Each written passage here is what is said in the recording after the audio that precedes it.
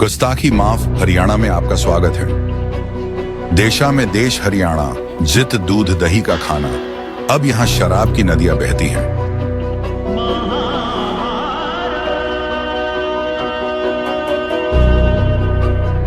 अब हरियाणा दल बदल, परिवारवाद, भारत दर्शन, प्रॉपर्टी माफिया, बिल्डर माफिया, खान माफिया और शराब माफिया के लिए जाना जाता है।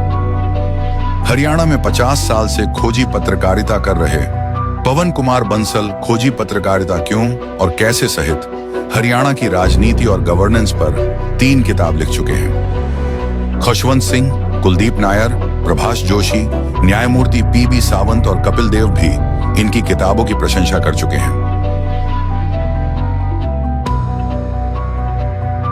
कलम की ताकत से करप्ट नेताओं और अधिकारियों की टोपी उड़ाते हुए पवन कुमार बंसल।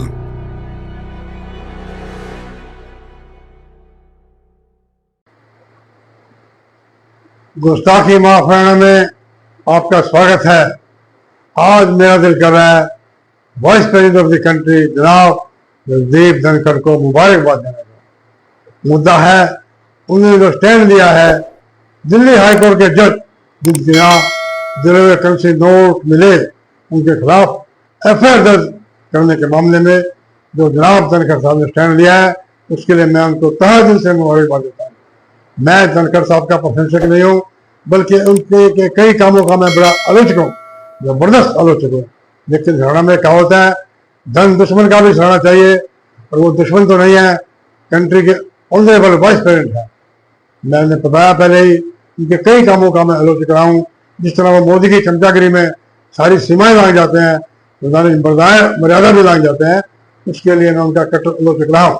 लेकिन अब उन्होंने एक ऐसे मुद्दे पर खुलकर बोला है इस पर बोलते हुए बड़े बड़े लोग भी, माइटी लोग भी कतराते हैं, अवॉइड करते हैं।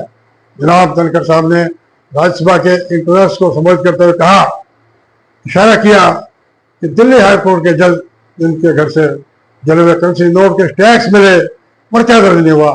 धनखड़ साहब ने कहा अगर ये मामला, अगर ये नोट किसी आम आदमी के घर से मिले होते तो पुलिस एजेंसियां रॉकेट की गति से कार्रवाई करती, लेकिन यहाँ तो कुछ बैलगाड़ी की गति से भी कुछ नहीं रहा।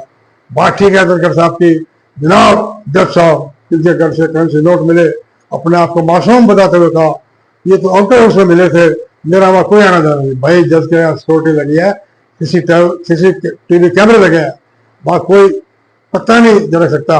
अपने आप फिर उन्होंने कह दिया मेरे खिलाफ साजिश हुई है। अरे कौन ऐसा व्यक्ति है तो दिल्ली हाईकोर्ट के जज के खिलाफ, जज के खिलाफ साजिश कर सकता है? उसका तो पता करना चाहिए भाई। ऐसा व्यक्ति देश में है, देश के लिए बड़ा खतरनाक है। साजिश पर्चा दर्ज करके 10 साल से पूछा जाना चाहिए उनको किस पे शक है, किसने साजिश किया है और इस बात का पर्दाफाश होना चाहिए। एक बार फिर जनाब जगदीप धनखड़ साहब को मुबारक है।